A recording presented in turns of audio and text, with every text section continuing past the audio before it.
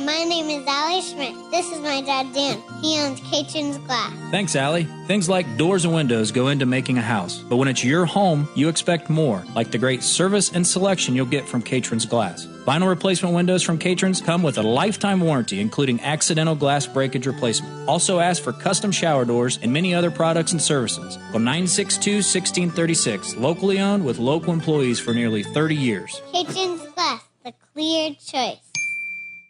Welcome to the BeTempered podcast, where we explore the art of finding balance in a chaotic world. Join us as we delve into insightful conversations, practical tips, and inspiring stories to help you navigate life's ups and downs with grace and resilience. We're your host, Dan Schmidt and Ben Spahr. Let's embark on a journey to live our best lives. This is BeTempered. What's up, everybody? Welcome to the BeTempered podcast, episode number 50, Big 50, Big 50. Big 50, getting closer to that.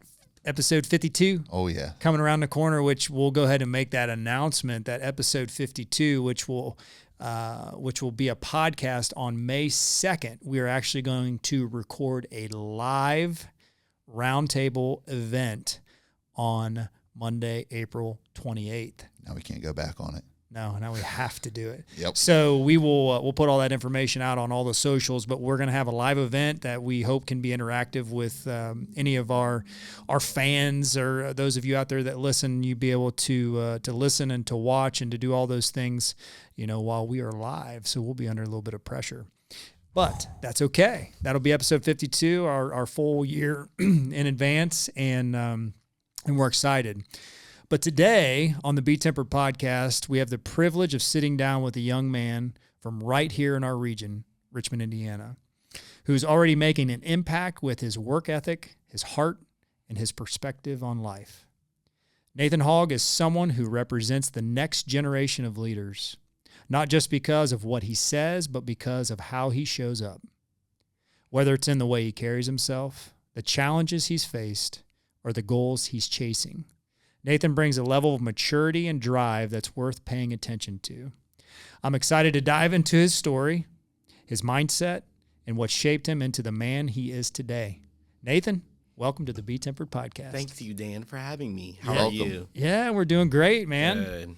It's truly an honor. Yeah, we're glad to have you up here and excited to share your story. You are our youngest interviewee, and so we appreciate that. You and I had met through a mutual friend, and he came into the office and we sat down and talked, and man, you walked out the door and I'm like, I'm inspired. I'm inspired by you. You are you're a young leader. You're enthusiastic. You've got a lot of visions and goals of where you want your life to go, and I'm excited for you to share your story. So as we get going, we like to start this off by you telling us your story about growing up here in Richmond, Indiana, what life was like for you as a child, and then where you are today. Okay. So, yeah, my name is Nathan Hogg. I'm from Richmond, Indiana, born and raised at the old hospital, actually, and my brother was born at the new hospital. So we tend to go back and forth about that as somebody who works at Reed right now. So I have a big family, actually the second biggest African-American family, the Hogg family, so really huge family. I have 7 siblings, so a lot of siblings as well. I'm 6 out of 7, so... And I'm the total opposite of all of them. So I'm the one that's out talking and moving and shaking. And then the rest of them are really, really introverted. So we're just total opposites a lot of times. So what brought that out of you? If your whole family's introverted, why are you extrovert? I don't really know. I've always just loved talking. Like my dad would always, get on me like, all right, you're talking too much. You're talking too much. And so I was just always the talker. And the rest, like my brothers were in sports, and so that was never me. I never was really into that. So I was just like, I got to find my own way somehow. And so for me, that was talking, that was writing in my diary. That was just, how I express myself is through my words. Okay. So talk about some pivotal moments in your childhood growing up that maybe shaped to who you are right now. Oh, yeah. So ever since a young boy, I knew I always wanted to be an entrepreneur. So I remember, I would always have my mom sit outside on the corner with me, and we would sell brownies and lemonade. I mean, like a young boy, like 5, 6. And I always knew I wanted to have this restaurant called Hog Daddy's, always. And so I still have some of the signs to this day which I created at 6 years old, talking about, Hog Daddy's home of the best. I've done shoe cleaning kits. I've done the lemonade stands. I've sold cakes, cookies, pies. I had a T-shirt business. So just all around, I knew growing up, like my dad was like, hey, if you want pool money, if you want this, you better do some chores. You better do something to get that money. And so I knew early on that was the only way to go was, to find my own hustle. And it brought out something in me because I felt like I've really worked for this money. You know what I'm saying? Not just, oh, my dad handed me this. No, I really worked for it. And so for me, that's what I spent a lot of my summers doing is making money and doing the side jobs or whatever I needed to do. And community service is nothing new to me, which we'll talk about that later. Yeah, yeah. So where did that drive to be an entrepreneur come from, do you think? I don't really know. I that's just me. I think maybe because I wasn't surrounded by it. Like my dad worked at a factory. My mom always worked at little odd jobs just to try to make ends meet. So I knew I wanted to stand out in that way. And I knew, like I was telling you guys earlier, I'm not meant to sit behind a cubicle. I always joke like that. I love being people-centered. And so really being an entrepreneur to me, or just being public-facing, allows you to talk to different people and meet different people and create a good network. So that's always what it's been about to me in a way. Were there any challenges as a young kid that you had that maybe shaped that as well? Yeah, so I think really it was just finding my way, finding those people who are like-minded, and finding that community was a challenge for me until I got to high school, and then I started finding that community. Okay.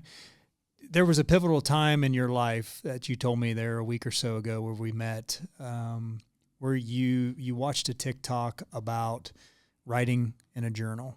Can you kind of tell that story, how it started and what inspired you to do what you did, and then talk about doing that? Yeah, so when we were in high school, I had a very weird high school journey just because of COVID. So I finished my first semester freshman year, and then second semester COVID happened. So, you're in a time of uncertainty. You really don't know what's going on, whatever. And so we were kind of isolated. It was kind of this state of, our parents were scared, so we really didn't get to hang out or anything. So I would say around my the end of my sophomore, junior year, I went through just a bad burnout. Like I just was very, very sad. I just didn't have any purpose. Like I didn't have anything to ignite that fire. And so I remember late at night one night, I was watching TikTok, and it talked about manifestation.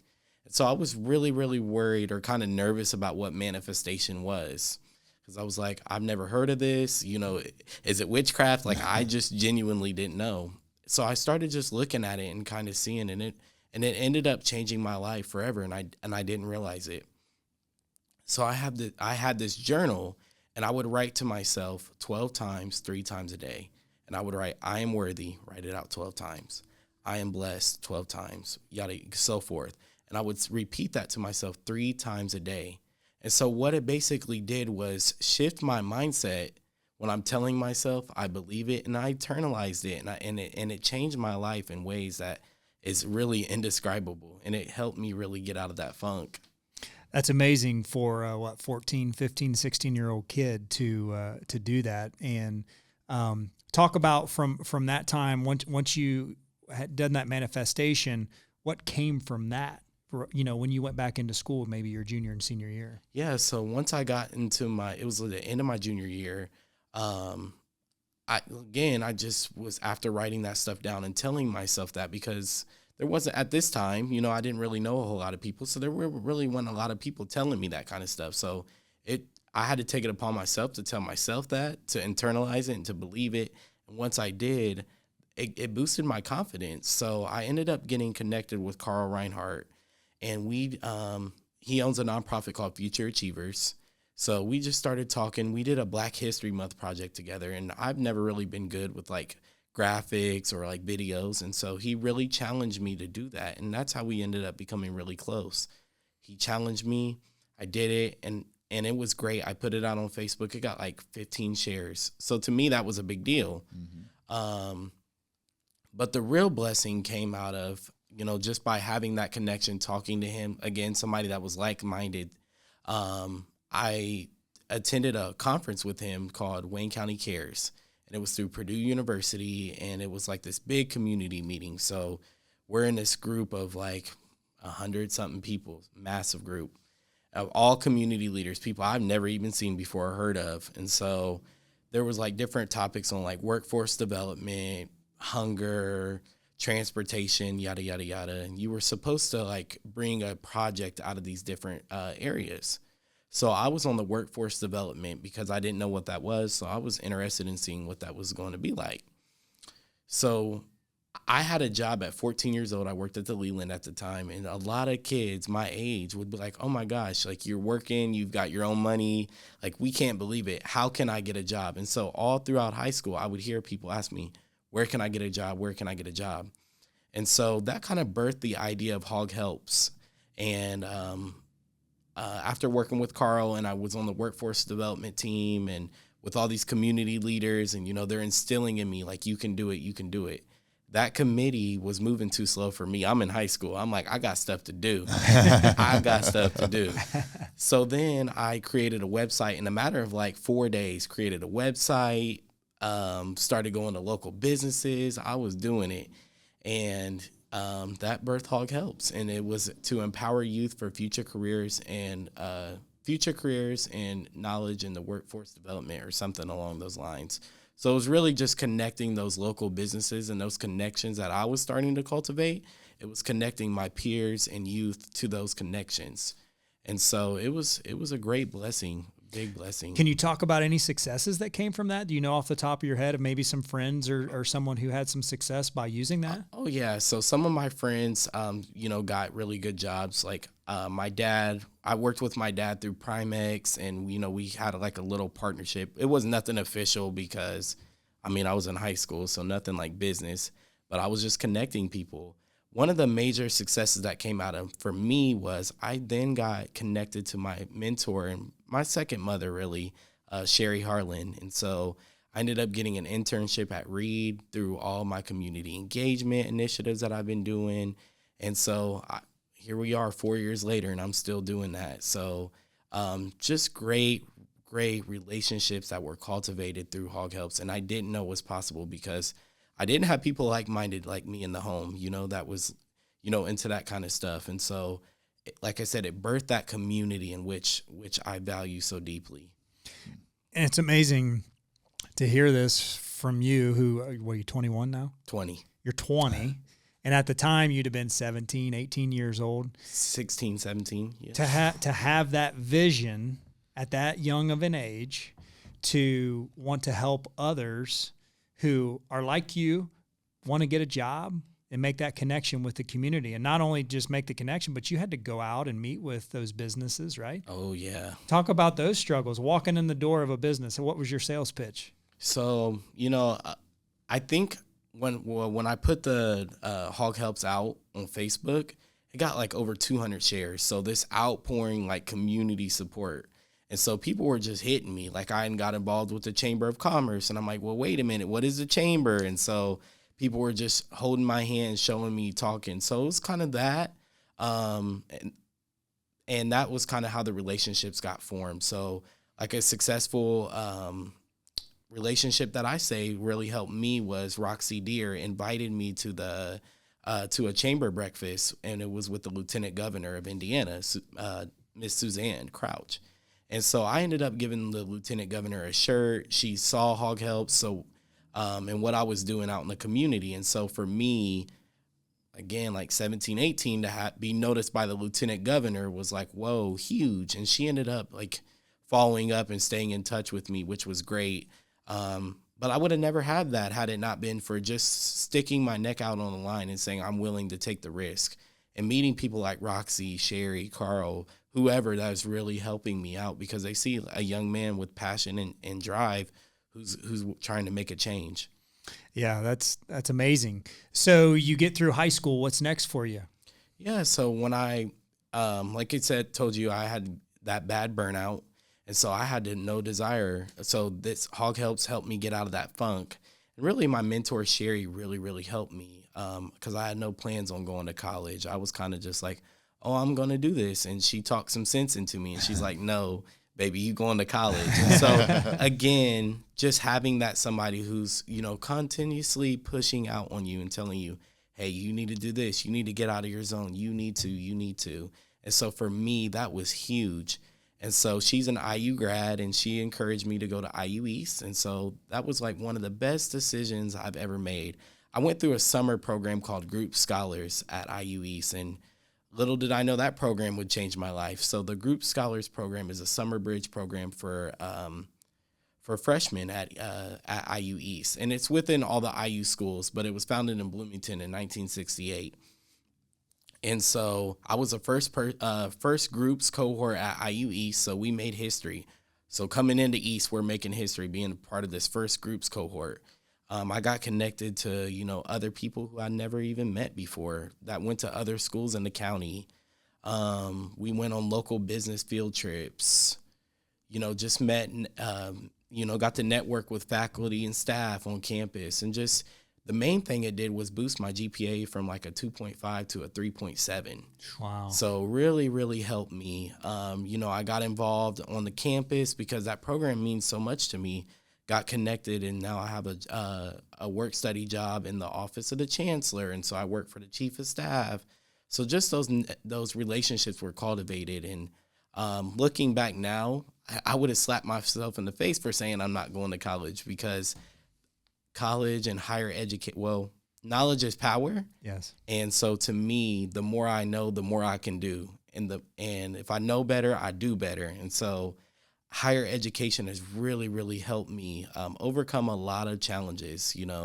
When I think about that burnout that I went through in high school, it's like almost silly, because I'm like, here you are bearing on more than you could have ever imagined now. And you just keep going, you keep pushing. And that was what college is about to me, is just pushing along. And like I said, those relationships and that community that I built has been so instrumental in my life. So I love IU East, and I love everybody who has been part of my journey this far. Yeah, there's no doubt they love you. Yeah. For sure. So we talk a lot on our podcast about success, failure, about going through the fire. Is there a time in your life you can reflect back on in your young life? I'm used to asking this question to 40, 50, 60, 70-year-olds. So got to put it in perspective with a young man like yourself being 20. But are there failures in your life that have helped to shape you, to shape your vision forward, to guide you to want to be better or to do more? Is there specific instances you can think of? Oh yeah. So, what I'm trying to say. So a lot of people on Facebook, they see the smiling me, they see me with a plaque, they see me with an award, they see me with, I'm in this newspaper, I'm on this billboard, I'm doing this, I'm doing that. And that's kind of the public image that they see. But they don't see the late nights. They don't see the endless, countless meetings. They don't see the reports I'm writing. They don't see all the homework I have to do. They don't know all the board service that I'm doing. And so a recent bump in the road, I don't want to call it a failure because it's not a failure to me. It was a learning experience. And so that's where that manifestation comes in, because if I said, oh, it's a failure, it's really not. It's a bump in the road. And so I'm going to call it a bump in the road. I was nominated to run as the student trustee for Indiana University. So that means you're a board member of IU. It would have been a huge honor. I would have been the first person from a regional campus, first student from a regional campus, and one of the youngest students to get it.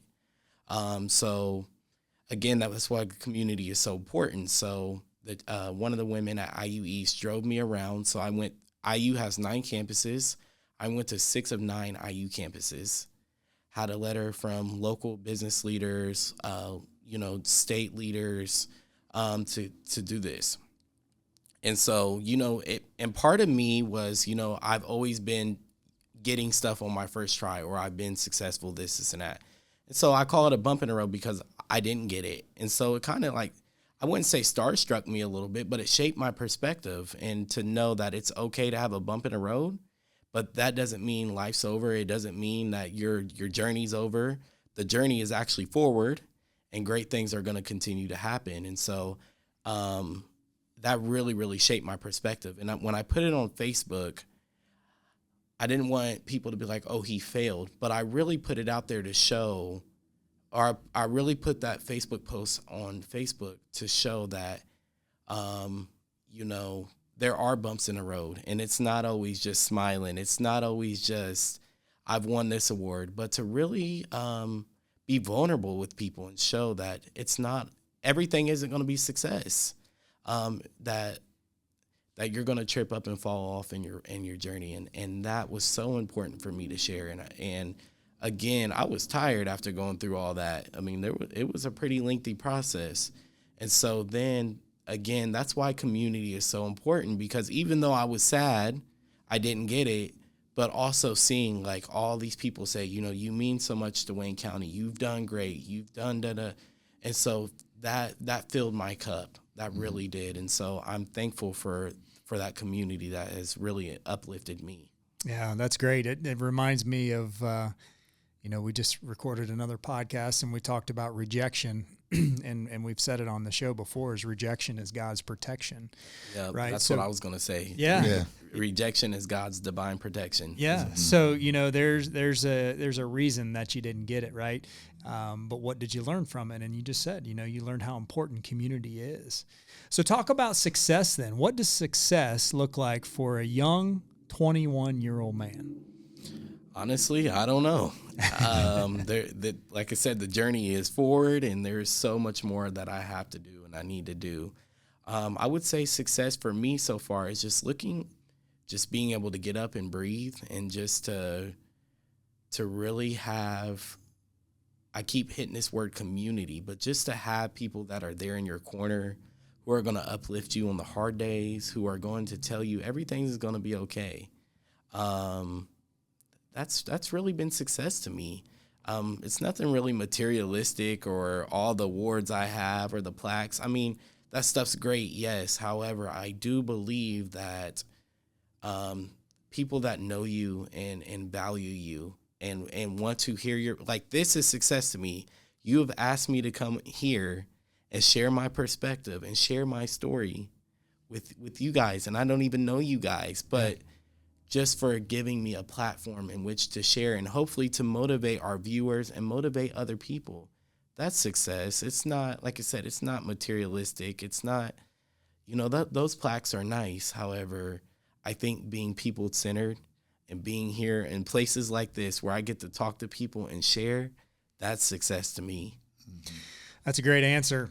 And I hope all the young people out there listening hear that answer, because we talked about it. You talked about it a little bit. What people see on social media may look like, and seeing your billboard on the east side of town. Mm-hmm. You got that awesome smile and all that charisma that you have, but they don't see those early mornings or those late nights or that grind that you're in constantly, because my close friends do. Yeah, because you're pushing yourself to be better. Can you talk about any other mentors? You've mentioned a couple. Any mentors that have continued to help shape you on a daily basis? Oh yeah, I would definitely say Sherry has been a huge there are so many. So why Sherry? What does she do that helps you so much? Well, there are many people. So I'll kind of highlight all of them that I can think of. So excuse me if I don't call you out by name, charge it to my mind, but don't charge it to my heart, not my mind. But Sherry stands out because she caught me when I was young, 16. And again, right through that middle of that burnout. I think of her like a second mother, that person I didn't have. And when I say like-minded, she really took my hand. It wasn't just, here, go to this and I'll just help you and you just do it. No. She took me by my hand and showed me and walked with me, prayed with me, cried with me. She is there whenever I call. She is there. When I didn't have a car, she made sure I got to school. When I didn't have, if I needed money, she was helping me. Just whatever I needed, she was there. And it was those day-to-day conversations in which we had And like I said, I call her every morning when I get off work at 9 a.m. to make sure she's okay, or does she need anything. And we really have that relationship. She got me involved in church, and so I ended up getting baptized because of her. And, just like I said, her being an IU grad, and she knows what it's like firsthand to be a college student. So she puts me in rooms of opportunity. Just like I said, just a God sent angel that I didn't know I needed in this life until I met her. That's awesome. Talk a little bit about your faith. Is that something that's newfound to you? I've always been surrounded by it. Like I always say, I'm built upon my grandma's prayers. So my grandma's 85. My great grandmother's 85. So prayer is nothing new or anything. However, I just didn't go to church being younger, because I really just didn't know until I started meeting Sherry and we went to church together. And I was going through some things kind of like my freshman year. And so I think one thing that stood out is when she walked me up to the altar and we sat and prayed together. That's kind of how I knew right then and there. That this connection that we have is real. And people always see us smiling, always see us with the plaques and awards, but they don't know what we do day to day. And so she was the reason why I got my internship at the hospital at 17 years old. So just all around a great person. Another mentor that I have is, Yemi from IU East. Like I said, we really started building connection when she drove me across the state through the student trustee. I can't tell you how many times I cried because, again, you're dealing with 9 campuses. You got people hitting you all which way. And so she would, help me. We would walk through it. She would help me sort my life out. Like, I can't tell you how many times she was there when I needed her. And so those experiences, like I said, those experiences shape you into who you are and that community being cultivated. I know I keep saying the word community, but it's so important to build. Another male figure that I have is Dr. Cal. So Dr. Cal, I met him before I even went to IU East. And so I took one of his classes, and he continuously puts me in opportunities. We've been on conferences together where we went to Indianapolis. We go to lunch every Tuesday. We talk. And so that's a male figure that I'm thankful for. My dad, my brothers, my uncles. There are just so many. My VP, my boss, Jess, the chancellor. There are just so many people. My best friend, Amir, that are just, like I said, God sent angels that really come through for me. Well, and I think it shows you at a young age how important mentors have been in your life, and what that'll do for you to be a mentor to others, right? Can you talk about some of that? I'm sure you've done some of that mentorship with the younger kids. Yeah. Can you talk about that? Actually, it was just funny because I thought you saw my Facebook posting. That's where you was going with that. So I was asked to be a mentor through Communities in Schools. Are you guys familiar with what that is? No, go ahead and explain it. So Communities in Schools is a nonprofit that's in like all the county schools. And this may not be like exact, but I know they help you with like resources. They have a mentorship program. They have like snacks so kind of like how Sherry is to me, but just in a classroom or just being out of school. So that way kids have somebody that maybe isn't their classroom teacher or whatever, or principal or whatever. So they do amazing work, but they asked me to be a mentor. So I agreed to be a mentor, kind of a lunch buddy. So I meet with them every Wednesday and we have lunch together. We talk about what it means to be a student. We talk about leadership and just what it's like to be a kid. And so I'm sure a lot of the mentors are probably older, I would assume. I think I'm one of the youngest ones. So, 5th and 6th graders, I got 7 of them. And so they all knew me through the billboard. And they were talking to me as if they know me. And it was through the billboard. And so we just started talking, and I did some leadership exercises with them and had them draw out a web and, like, write their name in the middle of the circle. And, like, who do you look up to? What is a good leader? Describe a good leader. What makes a good leader? All this different stuff. I do daily affirmations with them, so that manifestation. So at the end of our lunch, I'll go, all right, everybody, repeat after me. I am worthy. I am blessed. I'm thankful. That kind of stuff to instill that into them. and it works. And just to see their faces light up when I come and see them. But they were raving about this billboard, and so I had printed off the billboard picture and wrote a personalized message to them. So I wrote, to so-and-so, keep reading because that's going to get you far. And then I signed it. And so each one of them got to see got to have their own personalized picture, and to see their faces light up was priceless. And, something so small means so much to people. Because I'm like, in 6th grade, I can't even remember, whatever we were talking about in 6th grade. But, I mean, it fills my cup up weekly being with these kids because they need somebody. Yeah, and that's awesome. I think of the phrase, when you're feeling helpless, get helpful. Mm-hmm. And I think, you've already recognized that as a young 20-year-old, that the impact that those mentors had on you and your life and continue to have to this day, because you are still very young and you got a long way to go, but you are doing some amazing things. Talk about what the future looks like for you. When you look ahead into the future, what do you see yourself 5, 10 years, 20 years down the road?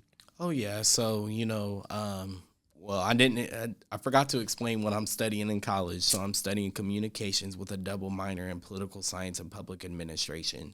So I always joke, I know I'm not meant to be behind a cubicle or being on the telephone or whatever.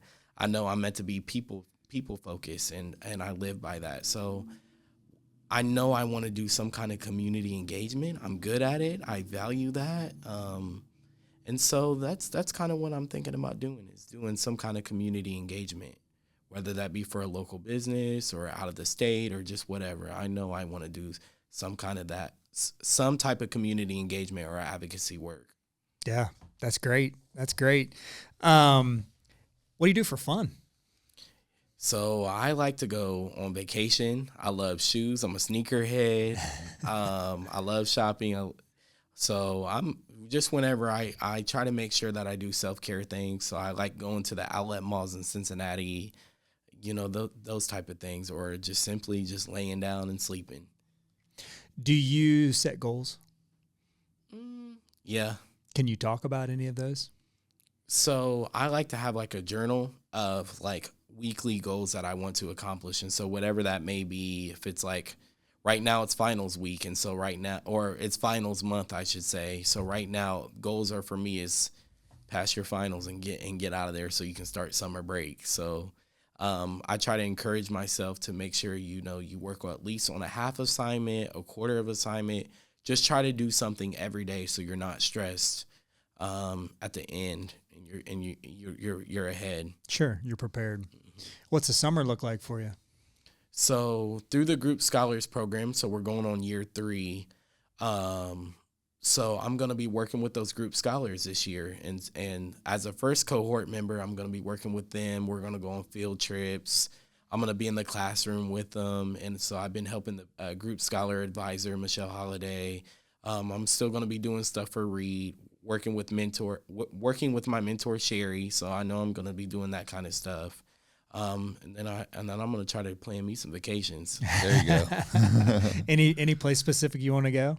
I'm thinking about going to see my old pastor in Washington, D.C. So I'm thinking I'm going to do that. And then I have another cousin that lives in the tip top of Georgia. So I'm going to drive and go see her as well. So. Oh, that's good. Yeah, that's important. I need the self-care. Yeah, you do. You do. It's important. And, you're a very driven young man and a lot of goals and aspirations, with where you want your life to go. But it's important to take a step away to, for your mental capacity. Oh, absolutely. To reset.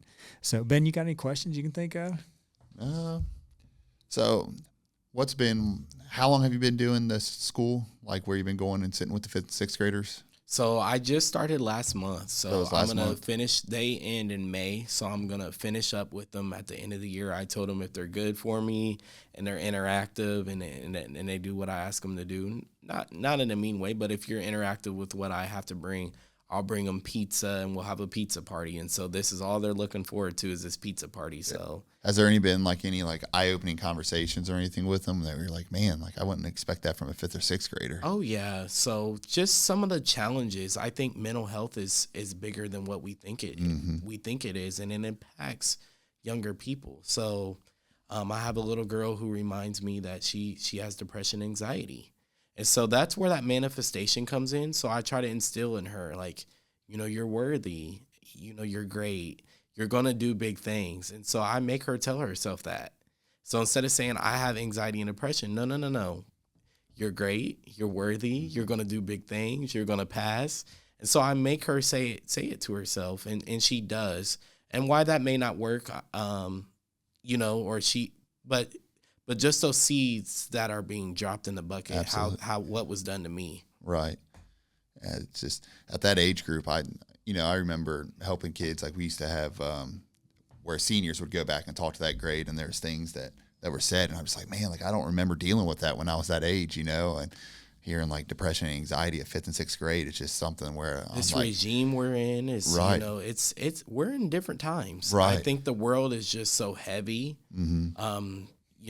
The media is always feeding you your worst fear. And so, the world is heavy right now. What people see at home, what people see online, one of the kids in my group always talks about being on Fortnite, and I'm like, dang, boy, do you not ride a bike? I roll down the streets of Right. Richmond, and I don't even see anybody on a bike, and me and my brother were always so happy to get a new bike. Right. I'm like, well, wait a minute, so instead of doing screen time, what else are you guys doing? And so we talked about growth and fixed mindset.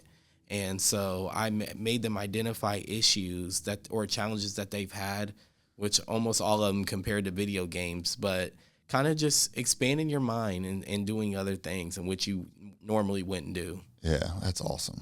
So talk about, you mentioned growth. How do you push yourself to grow? Because that's not an easy thing to do, right? I mean, it's obvious that you're driven, that you're motivated, that you want more, but there's times when I'm sure you kind of get stuck in the mud. And talk about how you push yourself to grow and to push through those times. Yeah, so the biggest thing that I would say is when I go through something hard, what I like to do, and a lot of times it's when I'm really feeling really heavy loaded with all the external world things or just day-to-day things. And what I like to do is power my phone off, and I really prioritize sleeping. That's kind of like a cope mechanism for me because I'm so busy. I'm always doing things. I really don't really sleep like that anyways. I do, but I work early in the morning. So I like to, just try to get myself away from things. I like to just sit on my couch. And so I try to prioritize once a week where I just have a lazy day and I don't answer phone calls. I don't answer emails. I don't work. I just simply just lay in the house or go do something that I want to do. And so for me, that helps push my growth. I think telling myself it's okay, you're able to take days and you're prioritizing yourself is so important. And once I tell myself that, then I'm fine. Yeah. You went through COVID, when you were a freshman, sophomore in high school, right? Mm-hmm.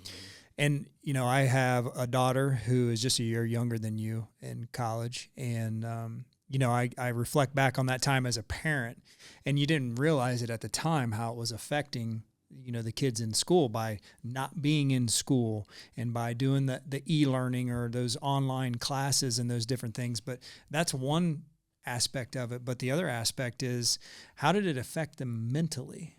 You were able to push through that, but how many other kids came out of that more secluded because they were away from people? And I think we see that. I see that a lot in some of my daughter's friends and my kids' friends who are very quiet, very reserved, nothing like you, where you're out in the community. They're, you shake their hand and it's like a limp noodle and they don't make eye contact. You know what I'm saying? But you are different from that. But how do you see it? I'm sure you've got friends that are the opposite of you, right? Oh, yeah. Talk about that a little bit and maybe how you try to help them to be a little more. I wholeheartedly agree with you that there are kids that fell through the crack, and It's actually called Opportunity Youth. So it's like 16 to 24. They're not in school. They're just kind of floating. So that is a real thing. Like I said, it all just goes back to that community, I think, is what I always lean on when I'm going through something or when I just need help with something. And like I said, I'm thankful to have that because not everybody has that. However, all my friends know when you're with me, we're going to roll. We're going to go do something. And so through me, they've made connections. I tell them, hey, we're going to do this, or do you want to come? So I always try to include my friends in whatever I do. If I can, I always try to do that because I know the value of it, and I know that not everybody gets that opportunity. So if I can share that experience and that opportunity, I absolutely will. Yeah, that's awesome. If you could have a conversation with someone living or deceased, who would it be and why? That's a really good question. Well, kind of a backstory is, so my cousin, Tyra, had severe epilepsy. And so I think kind of that's where that kind-hearted cariness that I have kind of has been, because me and my cousin are 30 days apart. So she was born on August 13th. I was born on September 14th. So our moms were pregnant at the same year. So, my cousin couldn't talk, couldn't walk, was stripped away. And so I think she had 30 seizures a day. And so I would remember just seeing this as a young child, and I would always ask, what is going on? What is going on? And so for me, it was so important to be her keeper. And so I remember a lot of times I would just go sit with her, or I would just go get her her sippy cup, or I would go do whatever. And, just kind of how that, it would fill my heart with joy. And everybody got to know Tyra through me, because I would always be like, in the summertime, I'm taking my cousin on a walk. And we're the same, we're the same, height, weight, so she's just as big as I am. But, I continuously to do that. I worked with her nurses, so I was always looking out for my big cousin. So her 18th birthday, I remember I was like, dang, my cousin ain't never had a birthday party this big. So I remember I called everybody I knew, because this is when I'm just starting to get those connections. I call everybody. I'm like, hey, this is what I need. We're having a party. I remember, because I had an event that day, I remember coming back. The whole block was filled with cars. Mm-hmm. There were so many people in the yard. And I didn't know that would be her last birthday, because she died it was a couple days after her birthday. No, it was a couple days after my birthday, sorry. She died on September 17th. And so she was just 19. So I remember that loss. That was really, really hard for me, really, really heavy for me. And so if I could talk to her right now, or if she could talk to me, I know that I'm being guided through her.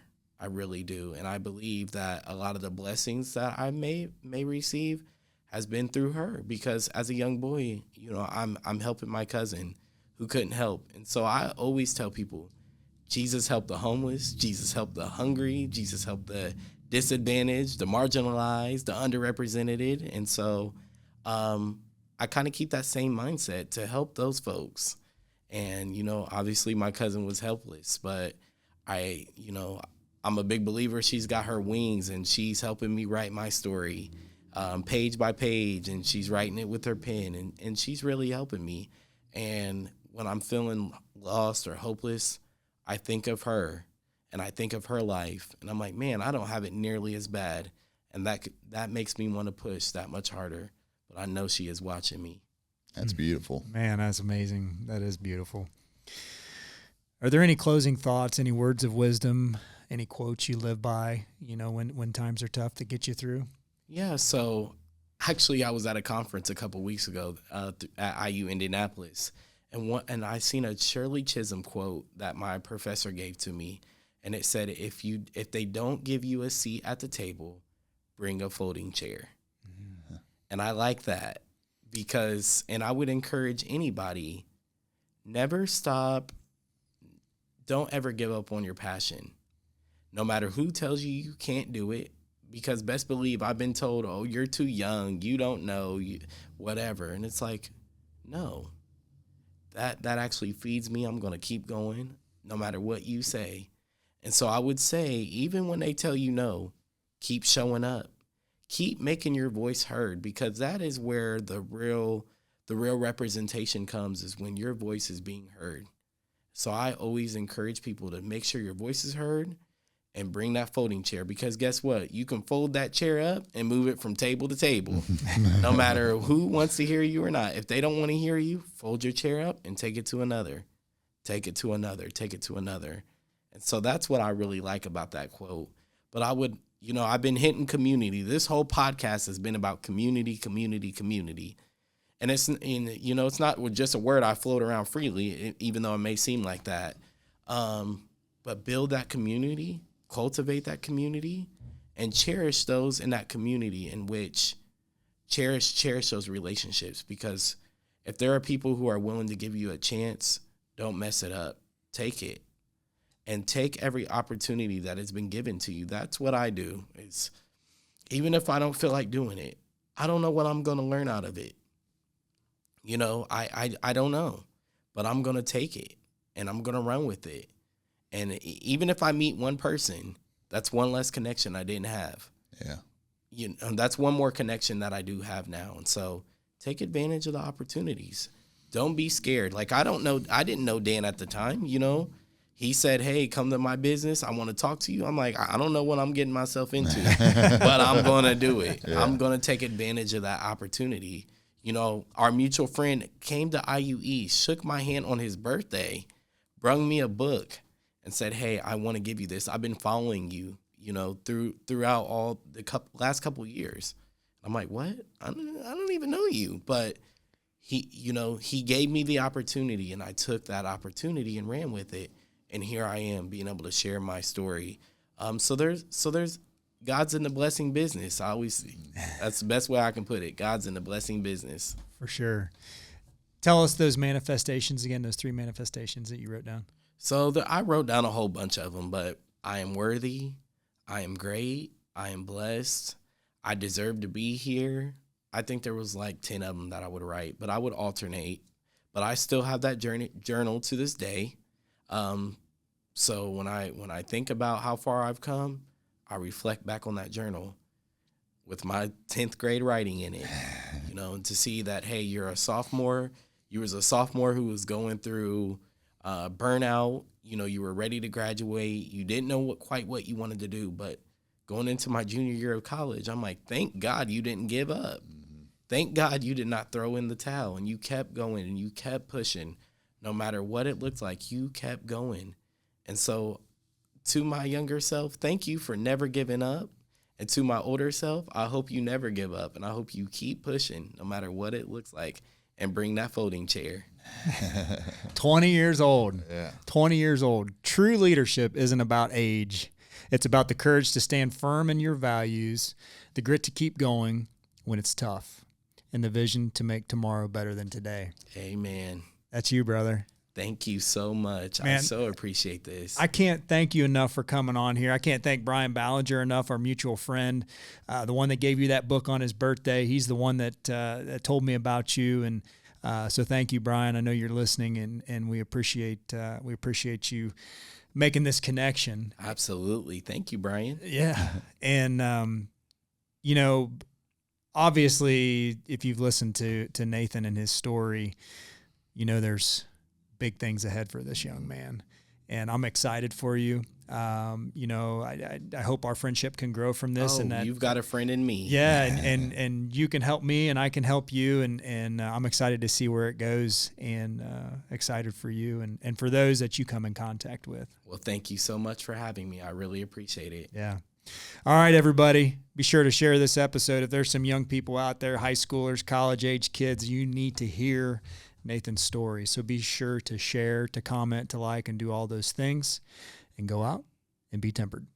Hi, my name is Allie Schmidt. This is my dad, Dan. He owns Caitlin's Glass. Thanks, Allie. Things like doors and windows go into making a house, but when it's your home, you expect more, like the great service and selection you'll get from Caitlin's Glass. Vinyl replacement windows from Caitlin's come with a lifetime warranty, including accidental glass breakage replacement. Also ask for custom shower doors and many other products and services. Call 962-1636, locally owned with local employees for nearly 30 years. Caitlin's Glass, the clear choice.